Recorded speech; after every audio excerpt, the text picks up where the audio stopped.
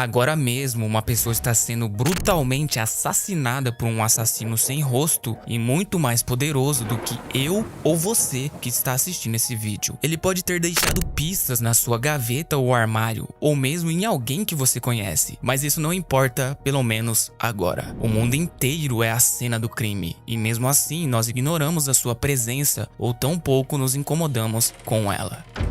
Nesse vídeo eu te conto como a Pfizer deixou uma trilha de corpos em seu caminho para o sucesso ou para as prateleiras da farmácia mais perto de você.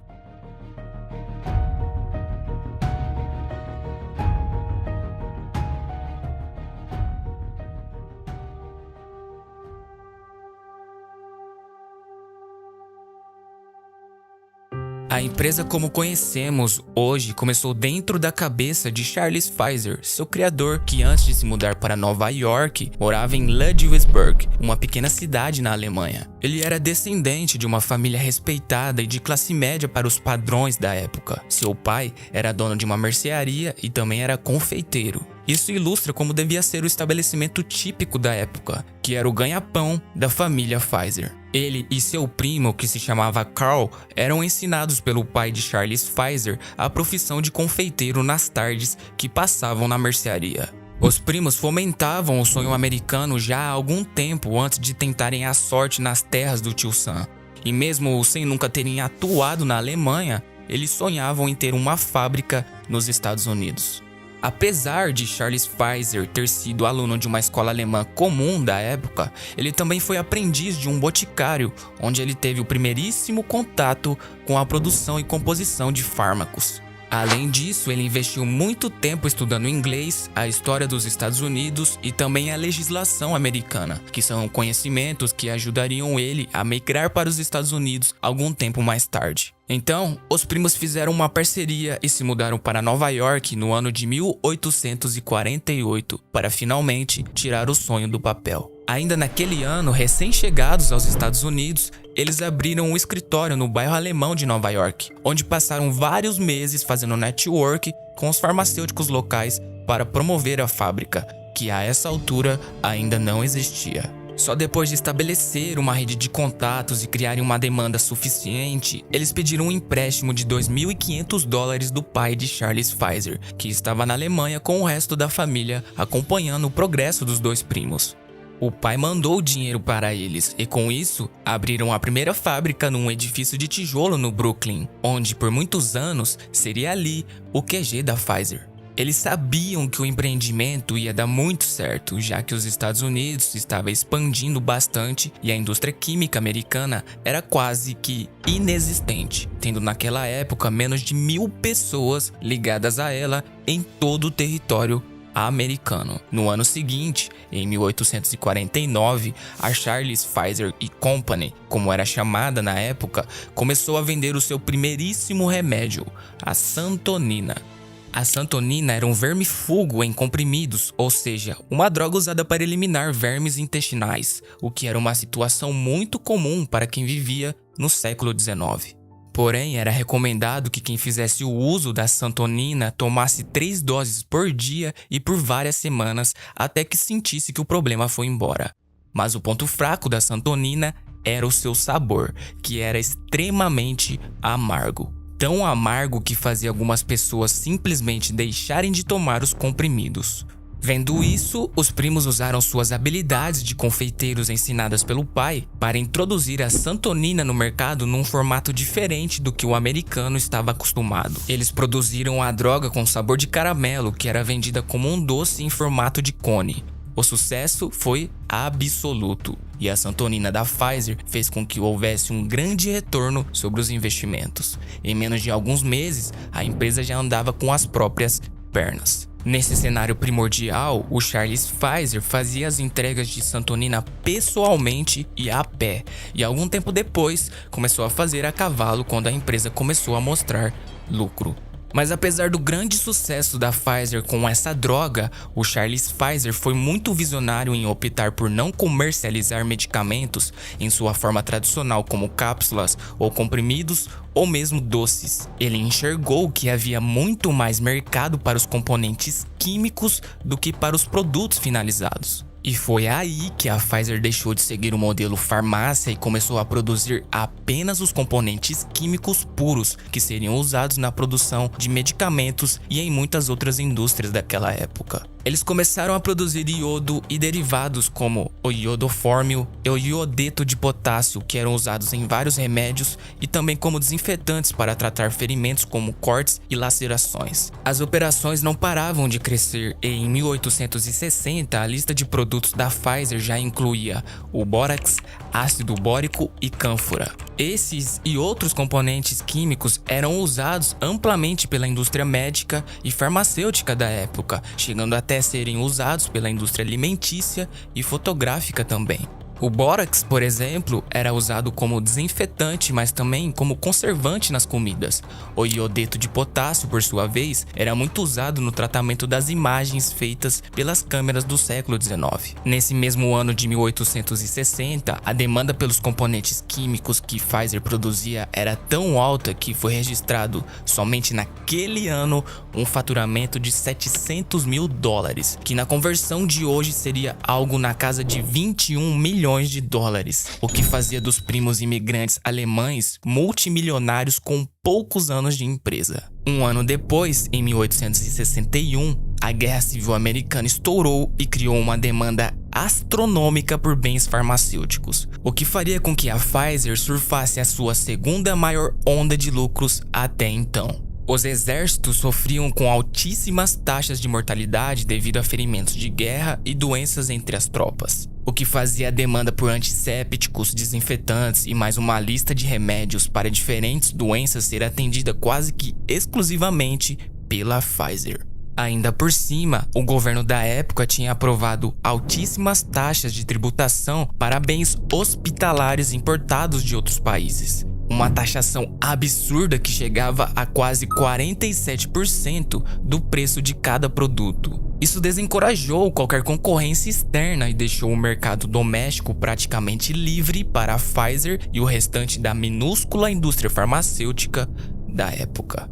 Mesmo depois do cessar-fogo da Guerra Civil Americana em 1865, essas taxas de tributação foram mantidas pelo governo, o que permitiu que a Pfizer mantesse sua fatia de mercado sem se preocupar muito com qualquer concorrência além da doméstica. Além de dominar e estar segura dentro de casa, a Pfizer enxergou que poderia quebrar o monopólio europeu de tártaros. Tártaros são o subproduto, ou seja, a sobra no fundo dos barris que fermentam vinho. Era essencialmente visto como lixo pelas vinícolas da época, mas visto como matéria-prima valiosa para uma ampla gama de produtos químicos que a Pfizer queria produzir. Só para mencionar alguns, temos o ácido tartárico, o cremor de tártaro e o sal de Rochelle. Esses produtos químicos eram usados pela indústria como intensificadores de sabor e conservantes alimentícios. Também na fabricação de fermento em pó para panificação, tinham diversas aplicações na medicina e até na produção de espelhos da época. Então, se imagine na pele do Charles Pfizer. Os Estados Unidos barram sua concorrência estrangeira,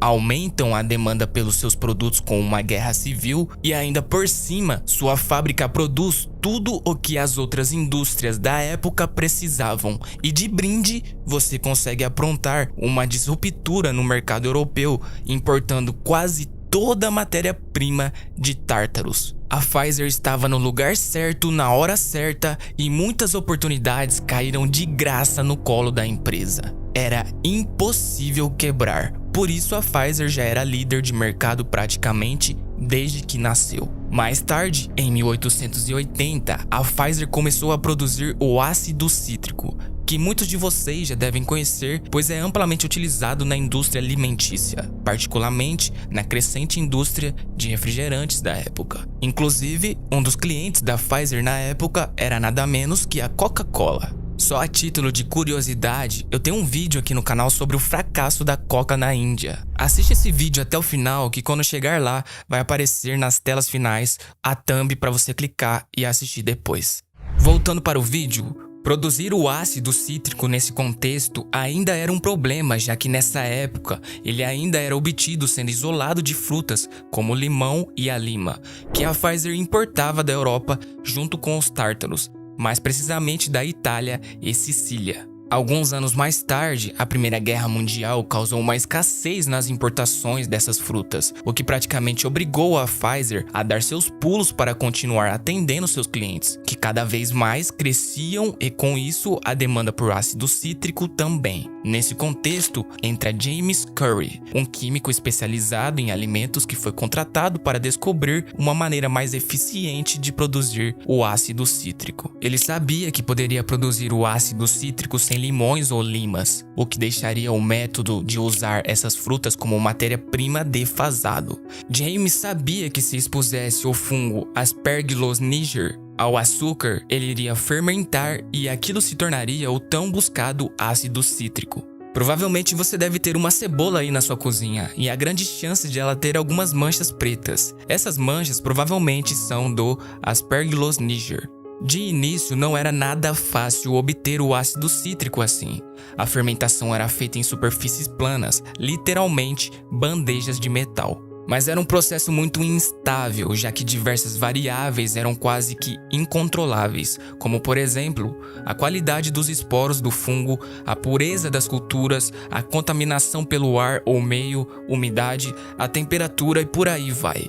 São fatores que faziam essa produção frustrante demais para os químicos da Pfizer. Mesmo assim, o método continuou a ser aperfeiçoado e em 1919 a Pfizer deu início ao programa SUSIAC, um programa de pesquisa e desenvolvimento que visava a produção de ácido cítrico, que acabou se provando um verdadeiro sucesso, já que na década de 20, o preço do quilo de ácido cítrico caiu de $2,55 para apenas 40 centavos, e você provavelmente já consegue imaginar o que a Coca-Cola e demais empresas da época fizeram quando receberam essa notícia. Com a pesquisa e desenvolvimento do programa SUSIAC, eventualmente a Pfizer começou a usar tanques para fazer o processo de fermentação desses e outros produtos como o ácido glucônico, ácido ascórbil, a famosa vitamina C e vários outros produtos em demanda. Na década de 1940, esses avanços tecnológicos no campo da fermentação em tanques se provaram cruciais durante a Segunda Guerra Mundial, quando o governo dos Estados Unidos desafiou a indústria farmacêutica americana a produzir penicilina em massa para ajudar os soldados. Apesar de a penicilina ter sido descoberta mais ou menos há uma década atrás, em 1928, pelo Dr. Alexander Fleming, na Inglaterra, ela não era muito mais do que uma curiosidade de laboratório, já que até então não havia nenhum método para produzir em massa ou mesmo comercializá-la. Tampouco poderia ser produzida na própria Inglaterra da década de 40, já que sua economia estava enfraquecida pela guerra. Então, essa tarefa foi delegada por Winston Churchill entre os aliados, e por fim, os Estados Unidos aceitou a missão. E obedecendo ao apelo dos Estados Unidos, cada empresa da época escolheu seu próprio método para tentar produzir a penicilina em massa, e por sua vez, a Pfizer escolheu a fermentação, que era justamente o método que ela já vinha aperfeiçoando há pelo menos 20 anos com o programa SUSIAC do ácido cítrico. Inicialmente, a equipe de pesquisa encarregada da penicilina, liderada por James Kane, usou bandejas metálicas, assim como eram usadas para produzir o ácido cítrico quando o programa SUSIAC estava em seus primeiros dias. No entanto, esse método era ineficiente para a produção em larga escala e inclusive mostrou a mesma invariabilidade de anteriormente, já que a contaminação se fez um problema frequente também na produção de penicilina. Então Jaspers sugeriu uma abordagem diferente, mas já conhecida pela Pfizer: fermentar em tanques, assim como já era testado e aprovado na produção do ácido cítrico. Isso representava um risco enorme para a Pfizer no contexto da Segunda Guerra.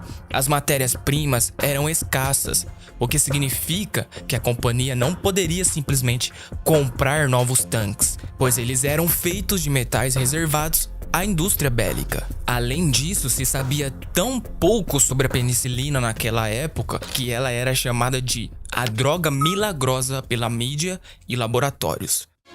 Industrial monument to the miracle drug. Mass production penicillin plant at Terre Haute, Indiana, one of many where the life-saving medicine is now being manufactured wholesale. Abandonar a produção de ácido cítrico, que era o produto que colocava dinheiro no bolso da Pfizer, para então começar a produzir uma droga pouco estudada e que, além disso, apresentava uma produção complicada e arriscada, era um verdadeiro tiro no escuro. Por isso, ao sugerir isso para John Smith, o gerente da fábrica da Pfizer, Jasper Kane recebeu uma das respostas mais icônicas da história da indústria farmacêutica no contexto da Segunda Guerra. O fungo é temperamental igual um cantor de ópera, a colheita é fraca, a isolação é difícil e a extração é pior ainda. A purificação é um desastre, e depois disso tudo, o resultado final é insatisfatório. Se um tanque de 7.500 litros apresentar contaminação, imagina o custo dessa perda. Além disso, John sabia que o produto final era instável e a conservação podia ser falha. Eles não tinham nem certeza se a droga chegaria em bom estado aos campos de batalha. Atravessar a ponte do Brooklyn com amostras nas bandejas já era um enorme risco conhecido pelos funcionários, já que a ponte naquela época era bem conhecida por se mexer muito e isso acabava estragando todo o trabalho. Sem mencionar o risco de a empresa torrar milhões de dólares caso algum concorrente surgisse com um método mais eficiente e barato de produção, ou mesmo outra solução que não fosse a penicilina.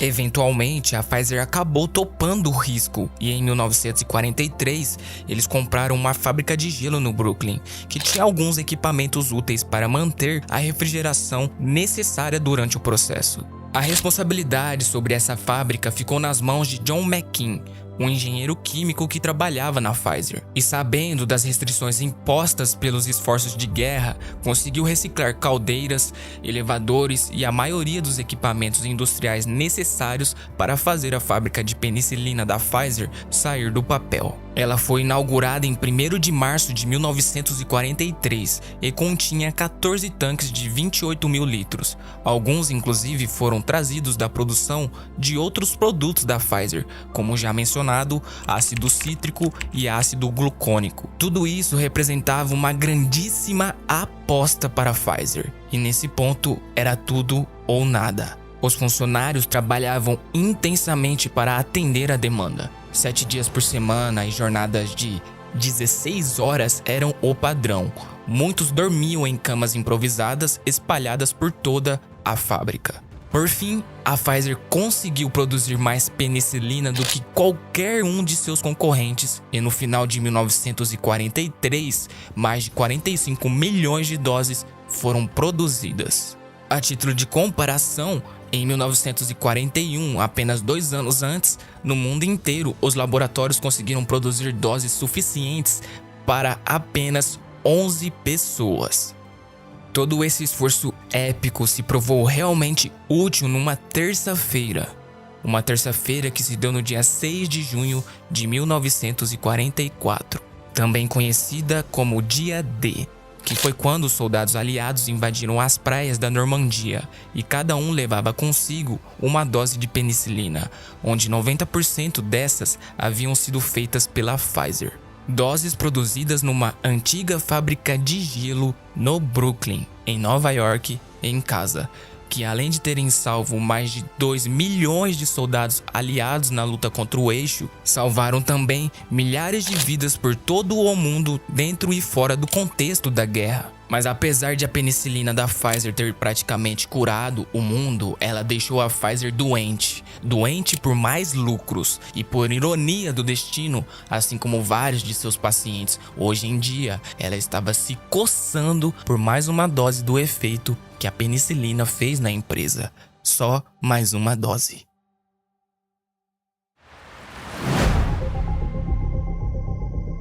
Até aqui, nada demais. Vimos uma empresa fundada por 2 imigrantes alemães que se desenvolveu ao longo dos anos e que pegou vários ventos a favor do seu progresso ao longo dessa evolução. Uma história que chega a ser inspiradora, sendo também um grande exemplo de empreendedorismo para muitos. Inclusive, olha esse livro onde eles mantinham a contabilidade das importações de matérias-primas vindas da Europa. Às vezes, no século XXI, nós esquecemos como poderia ser difícil fazer um controle de contabilidade na ponta do lápis, sem a agilidade e privacidade que um computador dá. E por falar em privacidade, precisamos falar sobre a NordVPN. Se você está no século XXI e tem um celular ou computador, mais cedo ou mais tarde você vai ter que prezar pela segurança e privacidade que uma VPN pode te dar. Navegar na internet hoje em dia é pedir para ser perseguido com anúncios e ser espionado por hackers que literalmente pode ter acesso a todos os seus dados se você não estiver protegido. Inclusive, eu mesmo há pouquíssimo tempo tive meu computador e todas as contas logadas nele hackeadas. Algumas foram recuperadas, infelizmente, outras não. Hoje eu não mexo mais no meu PC ou celular sem usar a NordVPN. Ela basicamente funciona como um túnel seguro e impenetrável entre o seu computador ou dispositivo a qualquer site que você estiver navegando na internet. Todos os dados, até mesmo de um Wi-Fi de rede pública, são criptografados e protegidos de ataques de alguém mal intencionado. Uma boa VPN também te permite acessar conteúdos exclusivos que não estão disponíveis no seu país. Então, com apenas um clique, é como se você pegasse um avião e se transportasse a qualquer país do mundo. Seu IP é alterado e todo conteúdo, um filme exclusivo da Netflix norte-americana, por exemplo, fica liberado para você assistir. É por isso que apresento a vocês uma das melhores VPNs do mundo, a NordVPN. Chega de ser perseguido com anúncios, rastreadores e malwares. Com o meu cupom VISIONÁRIO você terá uma oferta exclusiva no plano de 2 anos com 1 mês a mais grátis. Então clique no primeiro link na descrição ou simplesmente acesse nordvpn.com/visionário e garanta a proteção de até 6 dispositivos simultaneamente o quanto antes.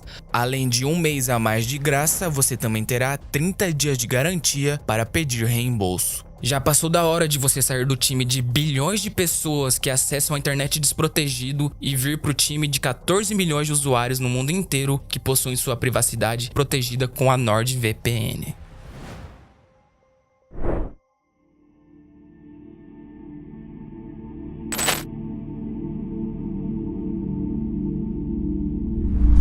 A Pfizer tinha o mundo em suas mãos em 1944, mas esse domínio escorreu entre os seus dedos como areia fina. 2 anos depois daquela terça-feira do dia D, o preço da penicilina, que para a Pfizer já era uma esmola, tinha caído em mais da metade. Isso incentivou a Pfizer a procurar um novo boom, e para a sorte deles, a aureomicina tinha acabado de ser descoberta. A aureomicina é um antibiótico que pertence à classe das tetraciclinas. São um grupo de antibióticos usados no tratamento de uma ampla gama de bactérias e fungos. Ela foi descoberta pelo professor Benjamin Duggar, que tinha 73 anos nessa época e já havia se aposentado depois de anos de carreira na Universidade do Missouri. E já que era aposentado, o professor Duggar conduzia seus estudos essencialmente como um hobby, já que ele era um homem da ciência e também um apaixonado pela química e botânica, sendo inclusive presidente da Sociedade de Botânica da América e também responsável por várias publicações científicas ao longo de sua carreira. Nessa época, ele liderava a equipe de pesquisa da American Cyanamid, num laboratório de campo, literalmente em uma fazenda, onde ele colheu da horta dessa fazenda amostras de solo que levaram à descoberta da bactéria que eu não vou me arriscar a pronunciar o nome, tá aparecendo aí na tela.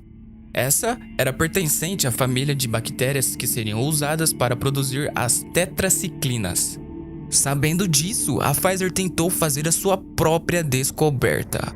Amostras de solos coletadas em florestas, desertos, montanhas e oceanos foram analisadas e, no final das contas, a Pfizer optou por usar uma amostra de terra literalmente tirada de perto de uma de suas fábricas, em Terre Haute, Indiana.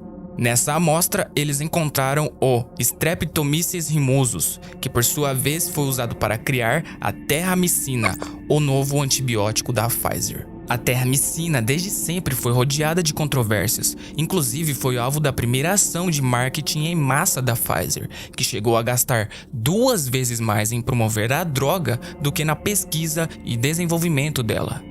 Uma droga que literalmente a Pfizer criou a partir de um punhado de terra tirado do seu quintal. Em 1955, Lloyd Conover, um dos químicos da Pfizer, conseguiu produzir a tetraciclina sinteticamente e viu que poderia fazer diferentes variações da droga, mas que essencialmente faziam o mesmo efeito da terramicina original. E assim, por alguns anos, a Pfizer inundou o mercado com antibióticos, fazendo um verdadeiro marketing de promessas, mas que essencialmente esses antibióticos eram mais do mesmo. Nesse contexto, a Pfizer e a American Cyanamid foram lidar com suas diferenças no tribunal. O motivo era uma disputa de patentes sobre os direitos à aureomicina e comercialização das demais tetraciclinas. Isso não durou muito, pois as duas empresas eventualmente viram que não existia sentido em brigar por algo que foi essencialmente encontrado no chão. Ao invés disso, as duas uniram forças para comercializar ainda mais os antibióticos da classe das tetraciclinas, visto que a novidade já estava atraindo outros concorrentes e logo o mercado ficaria saturado. O que inclusive levou a Pfizer, em algum ponto entre 1950 e 60, contratar detetives particulares para grampear os telefones de uma de suas concorrentes que estava chegando forte no mercado de tetraciclinas, a Bristol Myers. Para o azar da Pfizer, a contra-espionagem da Bristol Myers foi capaz de descobrir a jogada suja da Pfizer. Mas ao invés de levarem o caso à justiça, eles simplesmente ofereceram fazer vista grossa caso a Pfizer permitisse que eles tomassem uma fatia do mercado sem a necessidade de uma competição acirrada. A Pfizer aceitou o acordo e cedeu um lugar ao redor da fogueira do monopólio. E assim, outras 6 grandes farmacêuticas da época decidem entre si que naquele caso a cooperação era bem melhor do que confrontação e todos poderiam sair ganhando com isso.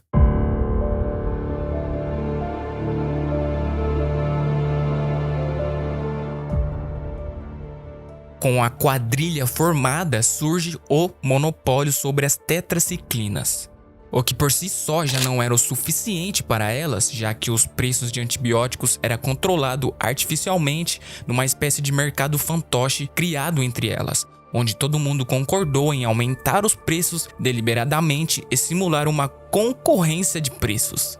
Eventualmente, a Federal Trade Commission interviu, acusando a Pfizer de fraude de patente e violação de leis antitrustes. E de brinde colocou todas as 6 empresas na mesma cesta, assim quebrando o monopólio sobre as tetraciclinas. Aquele havia sido o maior caso abordado pela FTC até então na história dos Estados Unidos. E por um breve momento, o americano sentiu um alívio no bolso, já que era estimado que o monopólio arrancava injustamente cerca de 750 milhões de dólares todos os anos só nos Estados Unidos. Apesar da intervenção da FTC, ela não foi capaz de parar a fome de poder da indústria farmacêutica. Esse era só o início de uma série de escândalos, já que a Pfizer aparentemente pegou gosto em brincar de monopólio e também não queria experienciar mais nenhum momento de sobriedade nos lucros como em seus dias pós-penicilina. –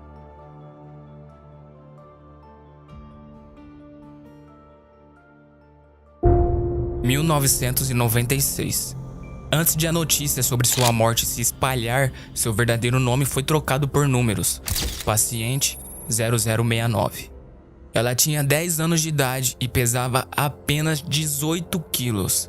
Ela era nigeriana e naquele ano ela foi mais uma vítima do surto de meningite que já havia ceifado a vida de mais de 11 mil pessoas no norte da Nigéria. De alguma forma, em Kano, a frenética capital da Nigéria, sua família teve a sorte de encontrar um hospital de campanha erguido pelos Médicos Sem Fronteiras. Um outro hospital de campanha erguido ao lado era vizinho, mas esse era da Pfizer. A Pfizer estava ali há menos de uma semana, se aproveitando da situação para conduzir experimentos em crianças com sua nova droga experimental, a trovafloxacina, com o nome comercial de Trovan. Os experimentos em adultos já haviam acontecido nos Estados Unidos e demonstraram uma série de efeitos colaterais, mas após isso, eles não conseguiram voluntários que fossem crianças. No acampamento dos Médicos Sem Fronteiras, o tratamento era feito com o cloranfenicol, testado e aprovado pela OMS no tratamento de meningite. Mas de alguma forma, ela foi atendida no acampamento da Pfizer e nunca sequer viu 1 miligrama de cloranfenicol. Ao invés disso, ela foi submetida a doses constantes da trovafloxacina da Pfizer. Um dia depois, as forças da garotinha deixaram seu corpo. Registros internos vazados apontam que um dos seus olhos ficou paralisado no lugar.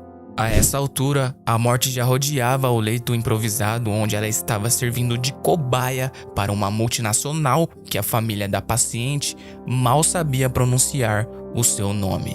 3 dias depois, a paciente 0069 havia morrido.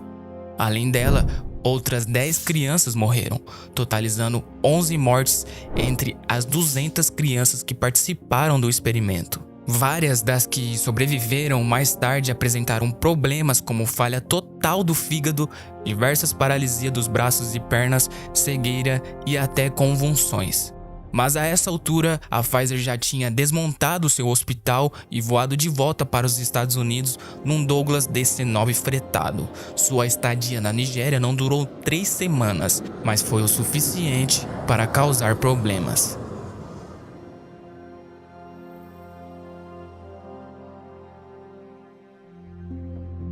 Esse ocorrido faz parte de uma das denúncias que o Dr. Peter expõe no livro Medicamentos Mortais e Crime Organizado, onde ele compara não só a Pfizer, como as outras gigantes farmacêuticas, a máfias do crime organizado.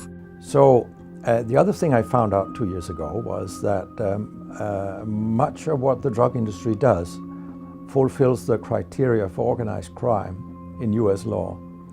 And they behave in many ways like the mafia does. They corrupt everyone they can corrupt. They have bought every type of person, even including ministers of health in some countries. Além desse episódio na Nigéria, temos vários outros que mostram como essas gigantes farmacêuticas foram pegas em flagrante nos cantos mais escuros dos países de terceiro mundo, conduzindo experimentos em humanos de maneira ilegal ou mesmo beirando a ilegalidade. Muitas vezes, esses experimentos são conduzidos em minorias e pessoas em situação de vulnerabilidade social. O critério de seleção é sistemático e prioriza justamente os lugares e pessoas onde os olhos do mundo não estão apontados. Indo além desse episódio, o Dr. Peter também expõe como a indústria farmacêutica corrompeu o sistema de saúde a nível global. In my country, for example, Denmark, we are regarded as having very little corruption, but yet we have thousands of doctors on industry payroll, although we are just 20,000 doctors. So this is an effective kind of corruption. The drug industry buys the professors first, then chiefs of department, then other chief physicians and so on. They don't buy junior doctors. So when several thousands are on industry payroll, it's really, really bad. Em suas denúncias, ele escancara como a Pfizer promoveu ilegalmente a droga Neurontin nos Estados Unidos. Em 2004, a empresa concordou em pagar 430 milhões de dólares para encerrar acusações de que promovia de forma fraudulenta esse seu novo medicamento. A Pfizer pagava para que médicos permitissem que os vendedores da Pfizer permanecessem nas salas dos consultórios, muitas vezes disfarçados de estudantes de medicina, para que os pacientes nem desconfiassem. Esses vendedores eram pagos para sugerirem o Neurontin para uma ampla gama de problemas que incluía desde transtorno bipolar a tratamentos independentes a álcool e drogas, sendo inclusive recomendado para dores corriqueiras que poderiam facilmente ser resolvidas com um paracetamol. O Neurontin era recomendado para tudo isso, embora o seu uso tivesse sido aprovado apenas para epilepsia em pacientes que se mostravam resistentes a todos os outros tratamentos considerados mais seguros e eficazes. Ainda segundo o Dr. Peter, nem sempre os pacientes sabiam que os falsos estudantes de medicina eram, na verdade, vendedores da Pfizer, nem mesmo quando algum desses pacientes eram examinados durante as mamografias por esses falsos estudantes. Um executivo da empresa disse, abre aspas, jantares, seminários, consultorias, tudo funciona muito bem, mas não esqueça da conversa individual. É aí que precisamos estar, segurando a mão e sussurrando no ouvido deles, Neurontin para dor, Neurontin para monoterapia, Neurontin para bipolar, Neurontin para tudo. Não quero escutar aquela bobagem de segurança.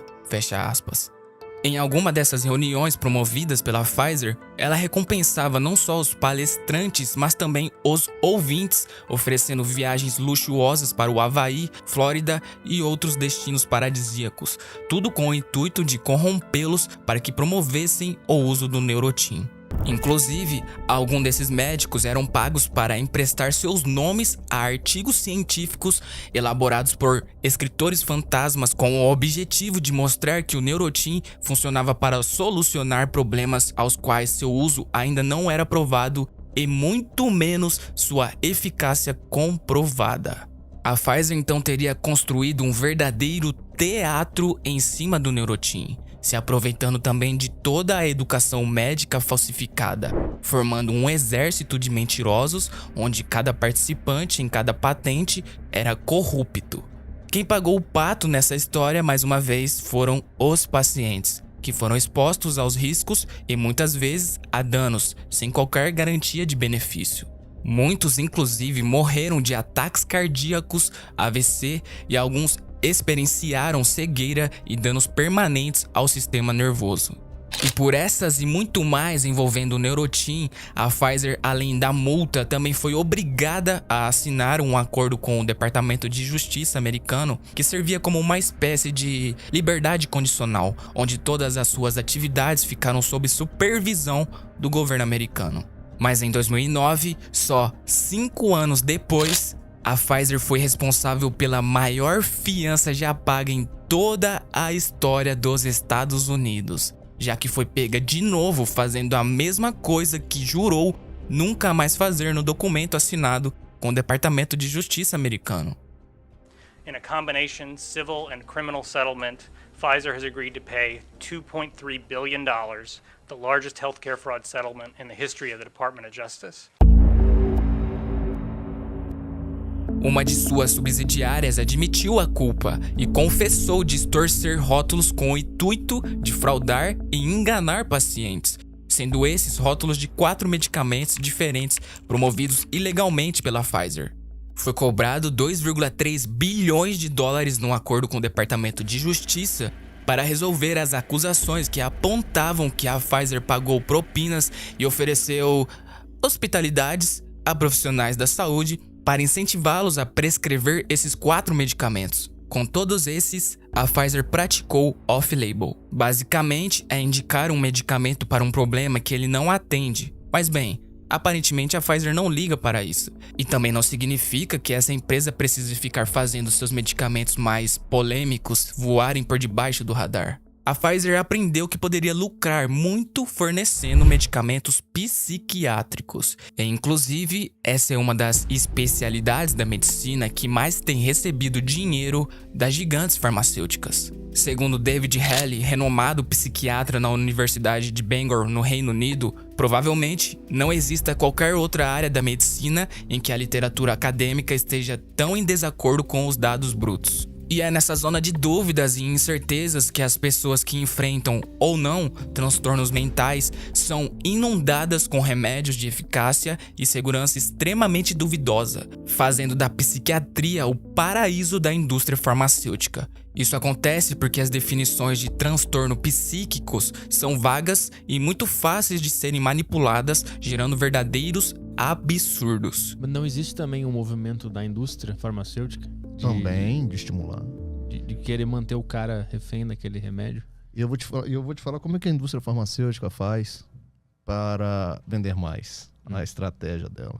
Ela pressiona órgãos que regulamentam a saúde, principalmente os critérios diagnósticos, para afrouxar o critério diagnóstico, para ampliar o critério diagnóstico, para colocar gente mais doente que não seria. Exemplo, lembra que eu falei do TAG aqui? Que o critério diagnóstico temporal são 6 meses?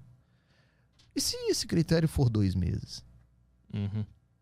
Mais pessoas estarão no critério, mais pessoas receberão o diagnóstico, portanto, mais pessoas serão medicadas.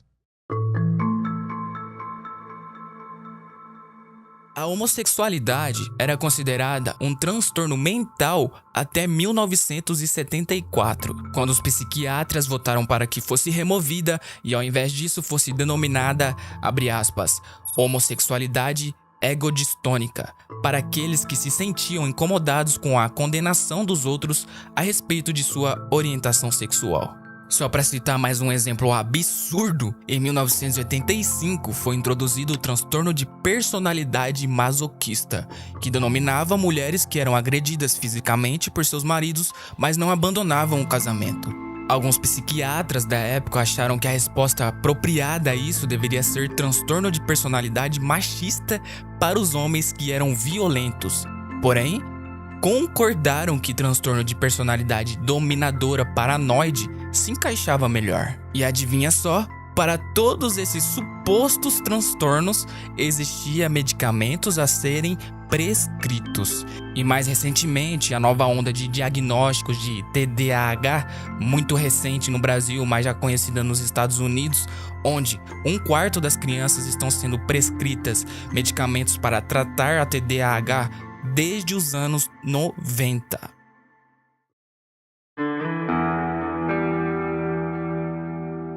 Esse absurdo é a mercantilização de doenças psíquicas, onde nos bastidores da medicina, a indústria farmacêutica tenta empurrar novas doenças no mercado e, além disso, distorce a literatura para que as doenças já conhecidas como depressão e também transtornos de ansiedade sejam diagnosticadas a esmo ou de forma minimamente criteriosa. Essa mercantilização talvez não seja uma realidade no Brasil. Nos Estados Unidos, 650 mil prescrições são feitas todos os dias. Cerca de 20% da população já foi prescrita com algum medicamento. Então sim, na verdade, os estadunidenses e europeus tomam bem mais remédios que os brasileiros. Essas são algumas curiosidades do pré-diagnóstico. Na verdade, o verdadeiro ponto de atenção vem depois que um psiquiatra prescreve seus pacientes com os medicamentos, que muitas das vezes podem ter um efeito catastrófico na vida de uma pessoa. O alprazolam, produzido pela Pfizer sob o nome Xanax, é um medicamento tarja preta da classe dos inibidores seletivos de recaptação de serotonina. Os ISRS são drogas usadas no tratamento dos transtornos de depressão e ansiedade. A característica em comum deles é a sua capacidade de inibir o transporte da serotonina para dentro do neurônio, assim permitindo que uma quantidade maior do hormônio da felicidade permaneça agindo no nosso cérebro. Segundo Peter, o número de jovens que supostamente tinham transtornos psiquiátricos e foram medicados com ISRS sofreram com a dependência química e os efeitos colaterais que algum desses medicamentos causam, sendo o Xanax considerado por muitas pessoas mais viciante que até mesmo o crack e com uma recuperação mais complicada do que a dependência alcoólica. Apesar de os ISRS terem um efeito benéfico no curto prazo para o tratamento das doenças, os quais eles são prescritos, o desastre vem depois, já que muitos desses ISRS são considerados extremamente viciantes. Isso é percebido através do aumento em mais de 3.400% no número de jovens na faixa dos 18 anos aderindo a programas de seguridade social, já que a dependência química causada por algum desses medicamentos chega a debilitar a pessoa a esse ponto. Altså for det første griber han fat i insulin-ideen og siger, hvis det nu var rigtigt, at nu havde vi fundet nogle fantastiske lægemidler, der går ind og korrigerer noget, der er forkert, så må det jo være sådan, at så bliver der færre der modtager offentlige ydelser og er uden for arbejdsmarkedet, når vi begynder at bruge de her præparater. Og der er sket nøjagtigt det modsatte. Antallet af børn og unge under 18 år, som er blevet til sociale tilfælde, efter SSRI'erne kom på markedet, det øgede med en faktor 35. Altså ikke 200% eller 500%, en faktor 35. Segundo estimativas sobre a droga alprazolam, mais de 16.780.805 prescrições foram feitas no ano de 2020, fazendo o Xanax ocupar o 37º lugar no ranking de drogas mais prescritas naquele ano.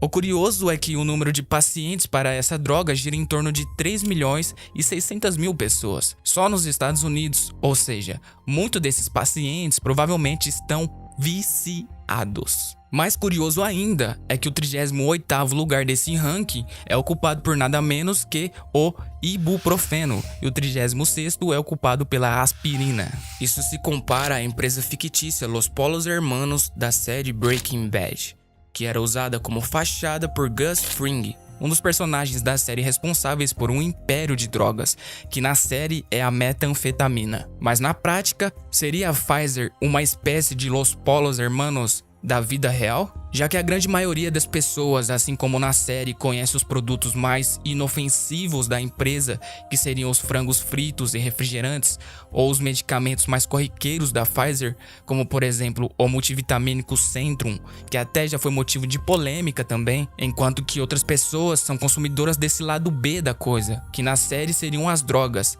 mas e na vida real? Seriam também as drogas que a Pfizer criou? Será que formar uma base de viciados é uma coisa que dá tanto lucro assim? E será que é isso que a Pfizer está tentando fazer? O que você acha? Me conta aqui nos comentários. Um abraço e até o próximo vídeo.